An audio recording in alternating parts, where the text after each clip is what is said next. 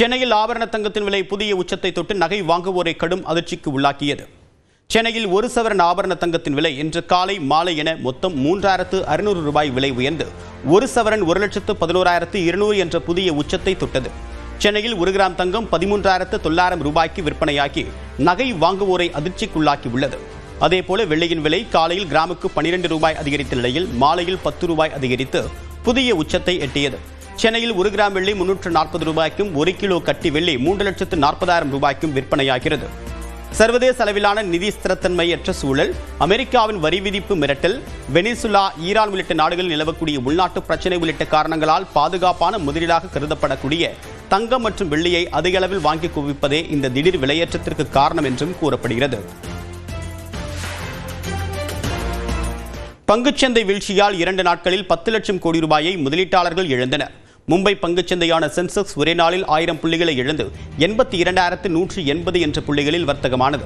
அதேபோல தேசிய பங்குச்சந்தையான நிப்டியும் 25,250 புள்ளிகளுக்கு கீழ் வர்த்தகமானது. கிரீன்லாந்தை கைப்பற்றும் முயற்சியில் தீவிரம் காட்டி வரக்கூடிய அமெரிக்கா, அதற்கு தடையாக இருக்கக்கூடிய பிரான்ஸ் உள்ளிட்ட ஐரோப்பிய நாடுகளுக்கு விடுத்த வரி விதிப்பு மிரட்டலால் சர்வதேச அளவில் ஏற்பட்டக்கூடிய ஸ்திரத்தன்மையற்ற சூழல், இந்தியாவில் நாளுக்கு நாள் குறைந்து வரக்கூடிய அந்நிய செலாவணி கையிருப்பு உள்ளிட்ட காரணங்களே இந்திய பங்குச்சந்தைகளின் வீழ்ச்சிக்கு காரணம் என்று கூறப்படுகிறது. அதே நேரம் டாலரை வலுப்படுத்த அமெரிக்க மத்திய வங்கி விடுத்து வரக்கூடிய வரி சலுகை, வட்டி விகித மாற்றங்களும் உலக நாடுகள் தங்கம் உள்ளிட்ட உலகங்கள் மீது தங்கள் பார்வையை திருப்பி இருப்பதும் கூட பங்குச்சந்தை சரிவுக்கு காரணமாக கூறப்படுகிறது. சென்செக்ஸ் மற்றும் நிப்டியின் வீழ்ச்சியால் 10 லட்சம் கோடி ரூபாய் வரை முதலீட்டாளர்கள் வருவாய் இழப்பை எதிர்கொண்டுள்ளனர். சம வேலைக்கு சம ஊதியம் வழங்க கோரி சென்னையில் சாலை மறியலில் ஈடுபட்ட இடைநிலை ஆசிரியர்கள் 1000க்கும் மேற்பட்டோர் கைது செய்யப்பட்டனர். தமிழ்நாட்டில் அரசு மற்றும் அரசு உதவி பெறக்கூடிய பள்ளிகளில் 2009ஆம் ஆண்டு மே மாதம் வரை நியமிக்கப்பட்ட இடைநிலை ஆசிரியர்களுக்கும் ஜூன் 1ஆம் தேதிக்கு பிறகு நியமிக்கப்பட்ட இடைநிலை ஆசிரியர்களுக்கும் இடையே அடிப்படை ஊதியத்தில் 3170 ஊதிய முரண்பாடு நிலவுகிறது. இந்த ஊதிய முரண்பாட்டை களைய வலியுறுத்தி 2009ஆம் ஆண்டு மே மாதத்திற்கு பிறகு நியமிக்கப்பட்ட இடைநிலை ஆசிரியர்கள் கடந்த 26ஆம் தேதி முதல் சென்னையில் டிபிஐ வளாகம் உள்ளிட்ட பல்வேறு இடங்களில் போராட்டத்தில் ஈடுபட்டு வருகின்றனர்.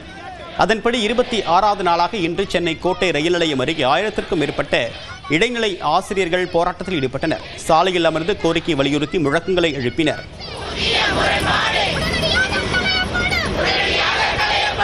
அதுவும் 4.5 வருஷம் கடந்து அடுத்த தேர்தல் வரப்போகுது. நாங்கள் தொடர்ந்து போராடிக்கிட்டே தான் இருக்கோம். ஆனால் எங்களுக்கான இந்த நீதி இன்னும் எட்டப்படவே இல்லை. 26 நாட்களாக குழந்தைகள், குடும்பம் எல்லாத்தையும் விட்டு போட்டு இங்கே தெருவாக அலைஞ்சு இந்த சென்னை வீதிகளில் நாங்கள் போராடிக்கிட்டு இருக்கோம். இந்த கருணை உள்ளம் கொண்டு இந்த தமிழக முதல்வர் நிறைவேற்றி தருவார். நாங்கள் இன்னும் 100% எங்களோட முதல்வரை நம்புகிறோம். சரியா, சீக்கிரம் அரசாணை வரணும் அப்படிங்கிறதுக்காக தான் நாங்கள் காத்திருக்கிறோம். ஆனால் அரசாணை பெறாமல் நாங்கள் வீடு திரும்ப மாட்டோம் அப்படின்னு சொல்லி வீட்டிலே சொல்லிட்டு தான் வந்திருக்கோம். இதைத் தொடர்ந்து ஆசிரியர்களை காவல்துறையினர் வலுக்கட்டாயமாக கைது செய்தனர். காலமுறை ஊதியம் உள்ளிட்ட கோரிக்கைகளை வலியுறுத்தி தமிழ்நாடு முழுவதுமாக சாலை மறியல் போராட்டத்தில் ஈடுபட்ட சத்துணவு ஊழியர்கள் கைது செய்யப்பட்டனர்.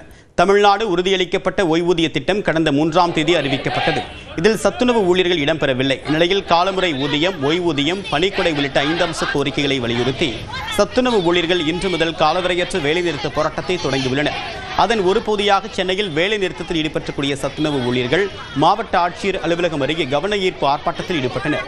அப்போது அனுமதியின்றி சாலை மறியலில் ஈடுபட்டதால் அவர்கள் அனைவரும் வலுக்கட்டாயமாக கைது செய்யப்பட்டனர். ஓய்வு 2000 ஓய்வூதியமாக சிறப்பு ஓய்வூதியம் கொடுக்குறாங்க.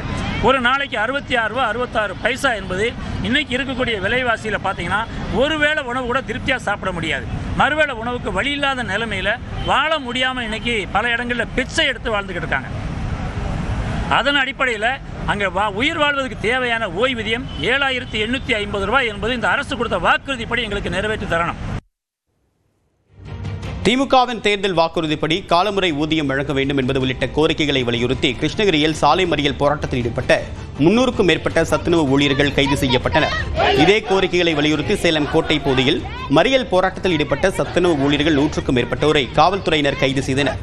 மயிலாடுதுறையிலும் சத்துணவு ஊழியர்களின் வேலைநிறுத்த போராட்டம் காரணமாக பள்ளிகளில் மதிய உணவு தயாரிக்கப்படாததால் முதலமைச்சரின் காலை உணவு திட்டத்தில் உணவு விநியோகம் செய்யக்கூடிய வாகனங்கள் மூலமாக பள்ளிகளுக்கு மதிய உணவு அனுப்பி வைக்கப்பட்டது. புதுக்கோட்டை பழைய பேருந்து நிலையம் அருகே 300க்கும் மேற்பட்ட சத்துணவு ஊழியர்கள் மறியல் போராட்டத்தில் ஈடுபட்டதால் அந்த பகுதியில் போக்குவரத்து முடங்கியது. உலகத் தரத்திலான கல்வியை தமிழ்நாட்டு மாணவர்களுக்கு வழங்கக்கூடிய வகையில் வெளிநாட்டு பல்கலைக்கழக பிரதிநிதிகளை கொண்டு வரக்கூடிய 28ஆம் தேதி சென்னையில் கல்வி மாநாடு நடத்த உள்ளதாக தொழில்துறை அமைச்சர் TRB ராஜா தெரிவித்திருக்கிறார். சென்னையில் செய்தியாளர்களை சந்தித்தவர் இவ்வாறு தெரிவித்தார்.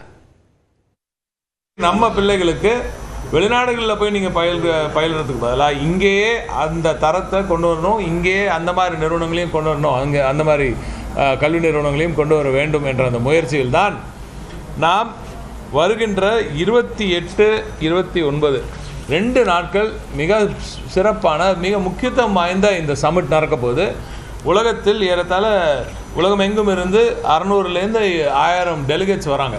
1000 முக்கியமான டெலிகேட்ஸ் எல்லாம் பெரிய யூனிவர்சிட்டிலேருந்து தான் வராங்க.